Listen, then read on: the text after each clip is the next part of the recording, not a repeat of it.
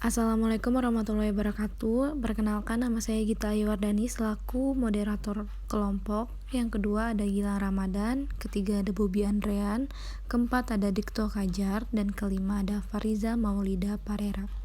Di sini kami akan membahas mengenai materi dasar dari perilaku kelompok.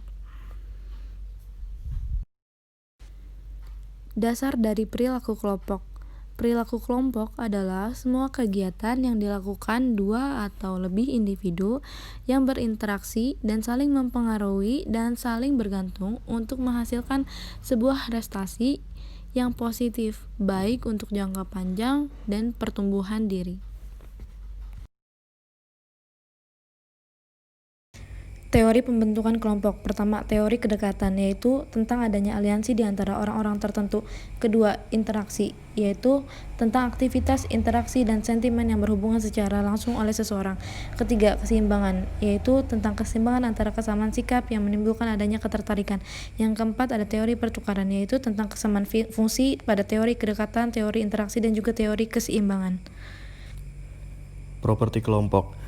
Yang pertama ada status, yaitu suatu posisi yang didefinisikan secara sosial atau peringkat yang diberikan kepada kelompok dan anggota kelompok. Yang kedua ada peran, yaitu seperangkat pola perilaku yang diharapkan dari seseorang yang menduduki posisi tertentu dalam organisasi atau perusahaan. Yang ketiga ada norma, standar perilaku yang dapat diterima dengan baik dalam suatu organisasi atau kelompok. Yang keempat ada besaran, yaitu salah satu dari temuan yang penting mengenai besaran kelompok dengan memperhatikan kemasan sosial. Selanjutnya ada kekompakan, yaitu keadaan yang mana para anggota kelompok tertarik satu sama lain dan termotivasi untuk tetap bertahan dalam kelompok. Yang terakhir ada keragaman, yaitu sejauh mana para anggota dari suatu kelompok memiliki kesamaan atau berbeda dari satu sama lain.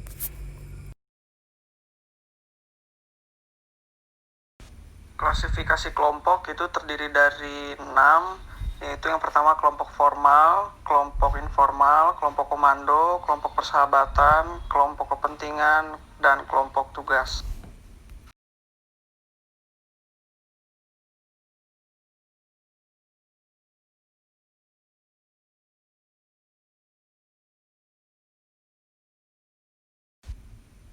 Faktor bergabungnya dengan kelompok yaitu terdiri dari 6 faktor. Yang pertama adalah faktor harga diri, faktor afiliasi, faktor kekuasaan, faktor pencapaian sasaran, faktor status, dan faktor keamanan.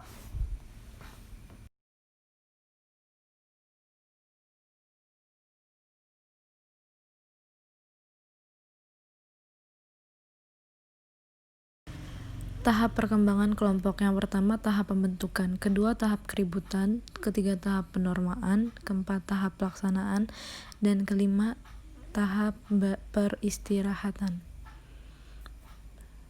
Tahap-tahap ini merupakan tahap untuk perkembangan suatu kelompok.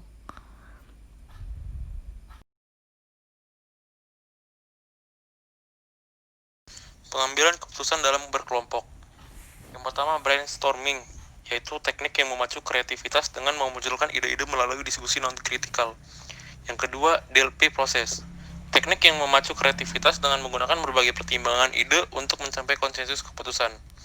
Yang ketiga, nominal group teknik, teknik yang memacu kreativitas dengan mengarahkan orang pada pertemuan terstruktur melalui sedikit komunikasi verbal. Sekian penjelasan dari kelompok kami. Kurang dan lebihnya mohon dimaafkan. Terima kasih. Wassalamualaikum warahmatullahi wabarakatuh.